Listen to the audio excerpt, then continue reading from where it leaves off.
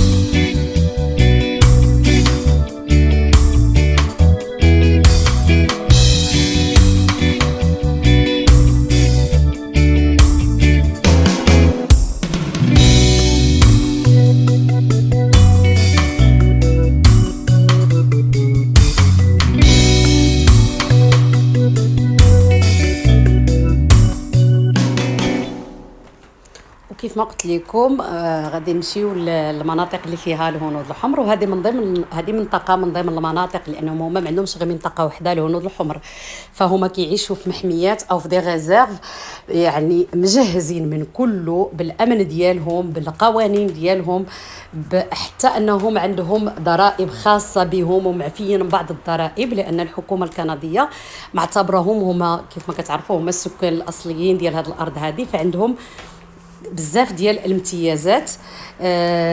مؤخرا كانوا قاطعين الحدود، يعني ما يدخل عندهم حتى شي حد، ولكن دابا راهم تفتحات الحدود، يعني حنا قدرنا ندخلوا للمدينه ديالهم.